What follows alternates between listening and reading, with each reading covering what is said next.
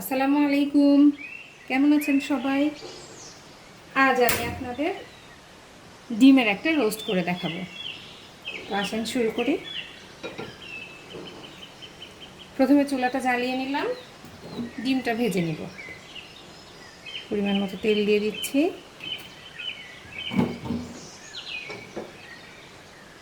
তেলটা একটু গরম করে নিব। এই দেখুন, সেদ্ধ ডিম 4টা ডিম আছে এখানে। ডিমগুলোকে আমি লবণ মাখিয়ে রেখেছিলাম। তেল গরম হয়ে গিয়েছে। যেহেতু আমি ডিমের রোস্ট করব, তাই শুধুমাত্র লবণ মাখানো অবস্থাতেই ডিমগুলোকে আমি ভেজে নেব। এখানে আমি কোনো হলুদ বা শুকনো মরিচের গুঁড়া ব্যবহার করব না, একটু সাদা সাদা থাকবে ডিমটা। ডিমটাকে আমি খুব বেশি গাঢ় করে ভাজবো না, আমার ডিমটা ভাজা হয়ে গিয়েছে। ডিমটাকে এবার আস্তে আস্তে উঠিয়ে নেব। এই তেলের মধ্যেই আমি আরেকটু সয়াবিন তেল অ্যাড করে দিব। ব্যাস, এই তেলে আমি রান্নাটা শেষ করব। দিয়েছি একটু এলাচ, একটু দারচিনি, একটা তেজপাতা। এর মধ্যে কিছুটা পেঁয়াজ দিয়ে দিব, পেঁয়াজ কুচি হালকা ব্রাউনিশ করব, পুরোটা বেরেস্তার মতো করে নিব না। আমার পেঁয়াজটা ভাজা হতে থাক। এ পর্যায়ে আমি মশলাগুলো এক জায়গায় করে নিচ্ছি। দেখুন এখানে মশলাগুলো এখানে আমি নিয়ে নিয়েছি। 1/2 চা চামচ আদা বাটা, 1/2 চা চামচ রসুন বাটা। এবার আমি এর সাথে অ্যাড করব পেঁয়াজ বাটা। পেঁয়াজ বাটার পরিমাণটা একটু বেশি দিতে হবে। আমি উঁচু 1 চা চামচ পেঁয়াজ বাটা দিয়ে দিয়েছি, আরও আরেকটু দিয়ে দিলাম সাথে। এখানে প্রায় মোট 2 চা চামচ পেঁয়াজ বাটা রয়েছে। দেখুন এবার পেঁয়াজটা প্রায় আমার হয়ে এসছে। এর ভিতরে আমি মশলাটা দিয়ে দিই।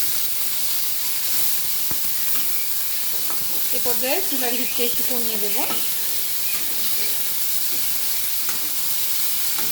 পেঁয়াজটা হালকা একটু ভেজে নিয়ে, খুব বেশি কড়া করে ভাজবো না, এখানে মশলাটাকে হালকা একটু ভেজে নিয়ে আমি এখানে অল্প একটু পানি অ্যাড করে নিচ্ছি। এটা হচ্ছে আমার ইলেকট্রিক কেটলি। রান্নার সময় পানি গরম করতে ওটা সাহায্য করে, তাই আমি ওটা পাশেই রেখে দিয়েছি। এবার আমি এর মধ্যে গুঁড়া মশলা অ্যাড করব। গুঁড়া মশলা অ্যাড করার আগে খেয়াল রাখতে হবে চুলার আঁচটা একদম লোতে করে দিয়েছি। আচ্ছা, দিয়ে দিচ্ছি এখানে আমার ধনিয়া আর জিরা একসাথে গুঁড়ো করা, দুটো মিলে দিয়ে দিলাম 1/2 চা চামচের একটু বেশি। এবার দিয়ে দিচ্ছি 1/2 চা চামচ শুকনো মরিচের গুঁড়া, দিয়ে দিচ্ছি কিছুটা গরম মশলার গুঁড়া, 1/2 চা চামচেরও অর্ধেকের অর্ধেক। এবারে এতে অ্যাড করব পরিমাণ মতো লবণ। এবার চুলার হিটটা একটু বাড়িয়ে দিলাম। এবার এটাকে মশলাটাকে একটু কষে নেব। মশলাটা একটু সময় নিয়ে কষাতে হবে। এক্ষেত্রে আমি একটু ঢাকনা দিয়ে মশলাটা কষে নেব। ভিউয়ার্স, আমি আসলে একটু কম তেলে রান্না করার চেষ্টা করছি। আপনারা যারা কম তেলে রান্না খেতে অভ্যস্ত নয়, তারা এই পর্যায়ে একটু তেল অ্যাড করতে পারেন, কিন্তু স্বাস্থ্যগত দিক বিবেচনা করে একটু কম তেলে রান্না খাওয়াটা আমাদের সবার জন্য স্বাস্থ্যসম্মত আছে। মশলাটাকে আমি একটু ভাজা ভাজা করে কষে নিয়েছি। এ পর্যায়ে আমি মশলার সাথে একটু পানি অ্যাড করব, কিছুটা পানি। ঢাকা দিয়ে দিলাম। চুলার হিট এ পর্যায়ে থাকবে মিডিয়াম টু লো।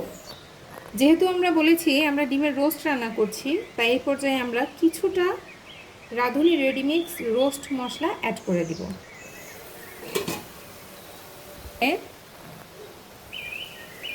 1 চা চামচ, 4টা ডিম যেহেতু বেশি দিব না, 2 চা চামচ পরিমাণ আমরা এখানে রাঁধুনি রেডিমিক্স রোস্ট মশলা অ্যাড করে নিলাম। মশলাটা এর সাথে একটু কষে নেব।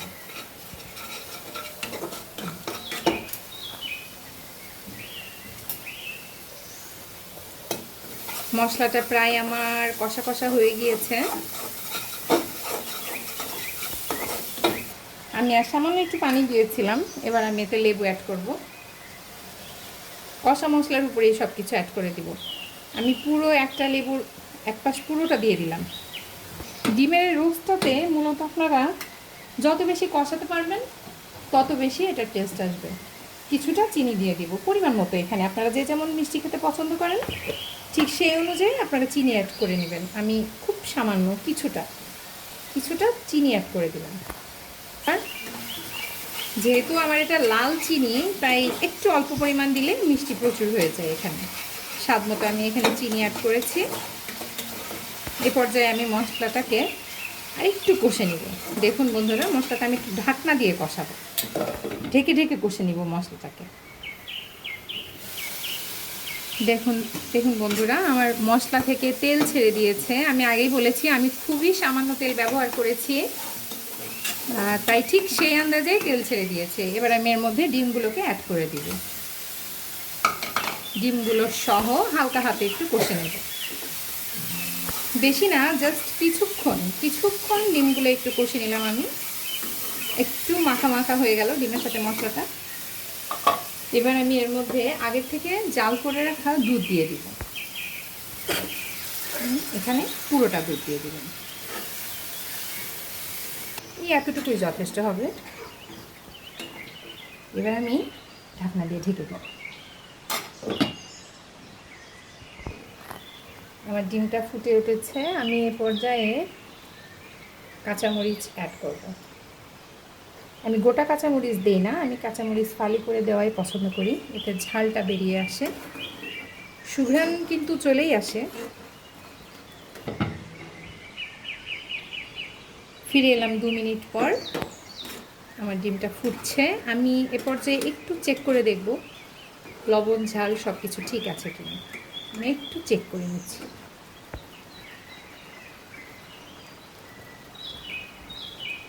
আমি চেক করে দেখেছি, আমার কাছে মনে হয়েছে আর একটু টক হলে ভালো হতো, তাই আমি এর সাথে এখন লেবু অ্যাড করে দিব।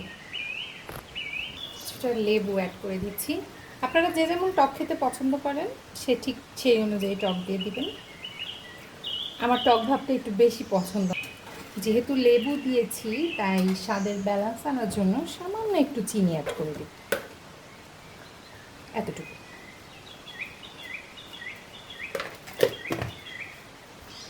ঝালের পরিমাণটা ঠিক ছিল, অ্যাড করে দিচ্ছি সামান্য একটু লবণ।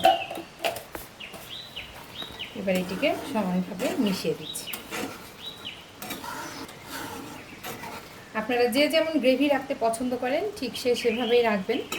আমি আরেকটু শুকাবো, আরেকটু ঝোলটা টেনে যাওয়া পর্যন্ত আমি অপেক্ষা করব, প্রায় 2 মিনিট মতো। 1 থেকে 1.5 মিনিট পরে ফিরে আসলাম। আমি এই পরিমাণ গ্রেভি রেখে দিব। গ্রেভিটার উপরে এবার তেল ওঠার জন্য আমি চুলাটাকে একদম ডিম করে দিব, আস্তে হিটে দমে রেখে দিব এক কথায়।